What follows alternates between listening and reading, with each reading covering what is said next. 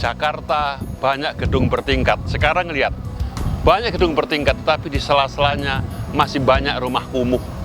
Ini pertanda bahwa kemiskinan masih menjadi tantangan bagi bangsa ini untuk segera mengakhirinya.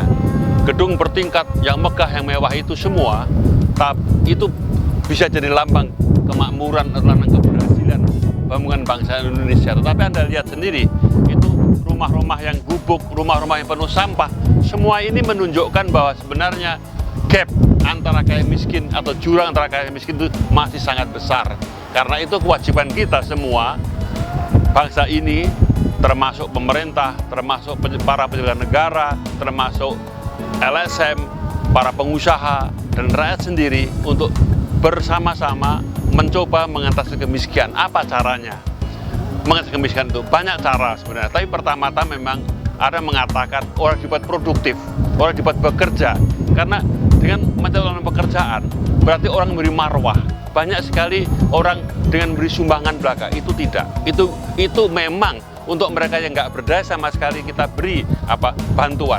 Tapi itu tidak akan menyelesaikan persoalan dengan cara yang memberi marwah atau martabat. Karena itu menciptakan pekerjaan adalah salah satu cara yang memberi martabat kepada yang ditolong.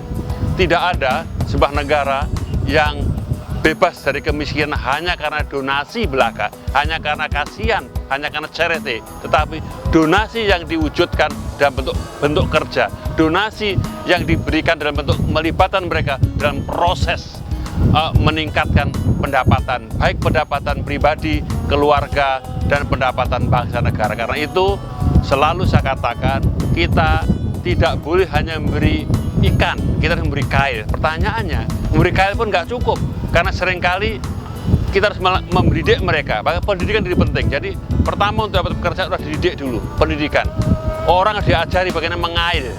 Jadi tidak cukup hanya diberi ikan dan diberi kail, tapi kita harus beri juga apa yang disebut itu ilmu bagaimana mengail. Sehabis mengail, kita diajari mengail dapat ikan, kita harus mengajari mereka bagaimana memproses hasil kail ini. Hasil mancing itu apa? Diproses. Setelah itu harus kita mengajari mereka menjual, bagaimana menjual hasil yang dari mancing itu. Karena itu tidak cukup hanya memberi ikan dan memberi kail, tapi kita harus memberi ikan, memberi kail, mengajari mereka mengail, memproses hasil kailannya, menjual hasil kailannya, dan jangan lupa kita memberi perlindungan. Seringkali tempat mengail pun nggak ada. Jadi pemberdayaan itu begitu luar biasa maknanya. Jadi tidak hanya sekedar membuat mereka terbantu, tertolong, tapi membuat mereka mandiri, berdaya. Karena itu kemiskinan dipecahkan dengan cara melibatkan mereka dalam proses nilai tambah, proses added value, proses membuat mereka lebih berkualitas, baik kualitas iman takwanya, kualitas karyanya, kualitas kerja karya, dan kualitas hidup. Itulah yang harus kita lakukan.